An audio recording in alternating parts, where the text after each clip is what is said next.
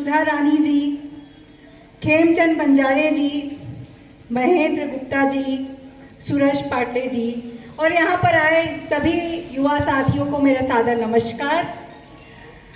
सबसे बड़ी बात यह है कि ये शिक्षा का स्थल है और सूरज जी ने जो इतना अच्छा प्रोग्राम ऑर्गेनाइज किया उसके लिए तहे दिल से शुक्रिया। और आप लोगों से ये कहना चाहूंगी कि शिक्षा के स्थल में और डॉक्टर B.R. अम्बेडकर जी के इस स्थल में, क्योंकि वो बहुत समायोजित थे, अनुशासित थे, बहुत ज़्यादा डेडिकेटेड इंसान थे, तो थोड़ा सिस्टमेटिक हम भी बैठ जाए तो बहुत अच्छा रहेगा। और 18 प्लस कितने हैं? 18 साल के कितने लोग हो गए हैं? ठीक है, सब लोगों ने कर लिया। अब 12वीं के बाद रोजगार की तलाश है। रोजगार के लिए हम पढ़ाई करते हैं।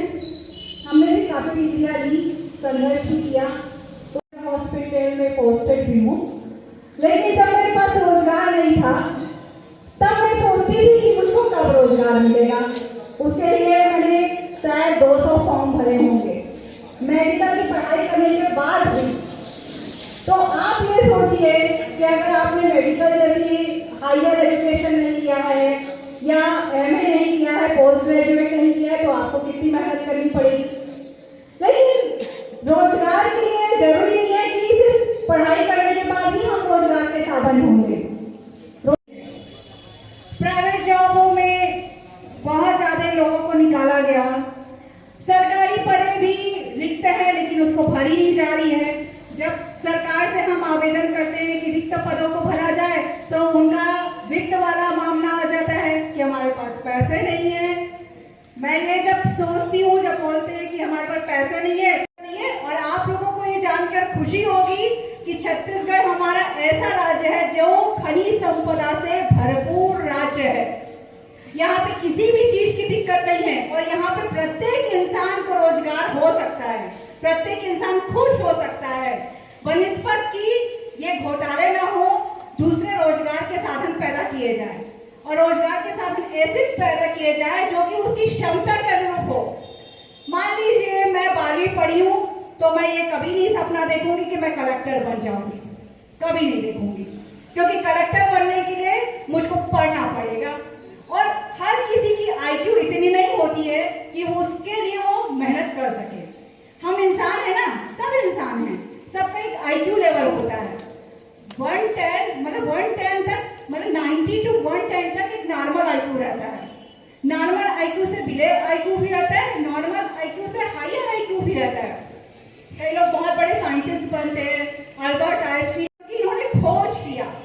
हम लोग क्या है, समान IQ वाले हैं, क्योंकि हम दूरदर्शी नहीं सोच पाते, हमसे भी नीचे IQ वाले हैं। तो सबकी क्षमता के अनुसार से इसकी ट्रेनिंग प्रोग्राम होता है। आप लोग IIT जानते हैं ना, IIT, उसमें कई सारे प्रोग्राम चलाए जाते हैं। तो हमारा जो राष्ट्रीय रोजगार नीति है, विवेक जी ने काफी अच्छी बात कही, सूर्यकांत जी ने राष्ट्रीय रोजगार नीति के बारे में बात की, खेमचंद जी ने कानून के बारे में बात की, हमारे लीगल एडवाइजर है महेश जी ने भी काफी अच्छी बात की। मेरे कहने का मतलब यह है कि सभी का कंक्लूजन ये है कि राष्ट्रीय रोजगार नीति बेरोजगारी का समाधान है। राष्ट्रीय रोजगार नीति, उनका कहना है कि हम अपने देश को आगे विकसित या विकास की ओर तभी ले जा पाएंगे जब हम सकारात्मक राष्ट्रवाद की भावना रखेंगे, हमारी सोच सकारात्मक रहेगी। क्योंकि आज हम पढ़ लिख रहे हैं, हम 12वीं कर रहे हैं, MA कर रहे हैं, BA कर, लेकिन फिर भी हम पॉजिटिव नहीं सोचते हैं, डिप्रेस हो जाते हैं। थोड़ा सा भी कुछ घटना हुई फिर हम निराश हो जाएंगे कि अब इससे कुछ नहीं होने वाला है। एक बार ठीक है, एक बार फॉर्म भरा, रिजेक्ट हुए, दूसरे बार फॉर्म भरा, रिजेक्ट हुए, तीसरे बार फॉर्म भरा, रिजेक्ट हुए, चौथी बार प्रयास ही नहीं करना है। और ये लोग जो होते हैं फिर बेरोजगार हो जाते हैं। इनको ये लगता है कि इसके बाद, शिक्षा के बाद हमारा कोई साधन नहीं, ऐसा नहीं होता है। राष्ट्रीय रोजगार नीति जो है वो राष्ट्र के निर्माण में सबकी भागीदारी की भूमिका जो है सुनिश्चित करती है। आप ये सोचिए, रोजगार के साधन पैदा करना हर सरकार का काम है। संविधान में भी ये है कि मूलभूत जो बेसिक जरूरतें होती हैं वो सरकार हमारी पूरी करेगा, लेकिन कोई सरकार इसको पूरी नहीं करता है। देश की बात फाउंडेशन क्यों लाई? लेकिन देश की बात फाउंडेशन कोई सरकार नहीं है। देश की बात फाउंडेशन एक वैचारिक संगठन है।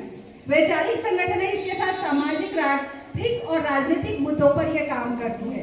हम भी जनता है, हमको भी हमारे आस पड़ोस के लोगों को भी रोजगार की आवश्यकता है। तो देश की बात फाउंडेशन का ये मानना है कि राष्ट्रीय रोजगार नीति से सभी के लिए रोजगार जो है सुनिश्चित होगी।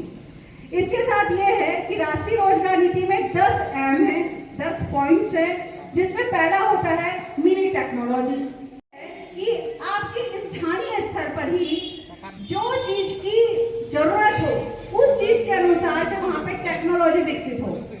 आपके ये मल्हार पचपेड़ी में भी कोई चीज ऐसी होगी जिसकी यहाँ पे आवश्यकता हो, आपको दूर न जाना पड़े। स्थानीय स्तर पर ही लघु उद्योग मिनी टेक्नोलॉजी यूज करके लघु उद्योग को डेवलप किया जाए।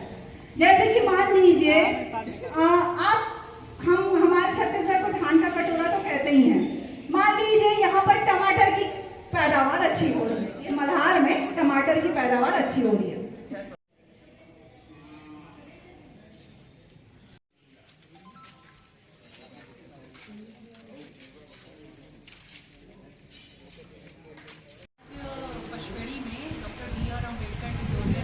राष्ट्रीय रोजगार नीति को लेकर आज कार्यक्रम किया गया। राष्ट्रीय रोजगार नीति को लेकर इसलिए कार्यक्रम किया गया क्योंकि देश की बात फाउंडेशन का ये मानना है कि बेरोजगारी की समस्या का समाधान है राष्ट्रीय रोजगार नीति। अगर राष्ट्रीय रोजगार नीति बनती है तो सभी लोगों को रोजगार के अवसर पैदा होंगे और सभी लोगों को समान काम के लिए समान वेतन दिया जाएगा, MSP लागू किया जाएगा। इसके साथ मिनी, माइक्रो, मीडियम टेक्नोलॉजी की शुरुआत की जाएगी।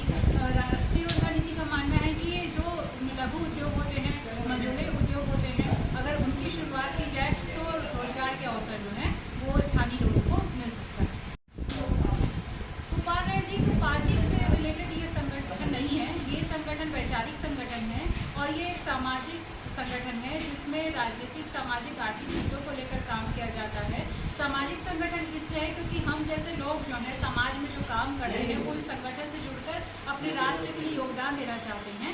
तो लेकिन ये पार्टी से हटके संगठन है, पार्टी का इससे कोई नाता नहीं।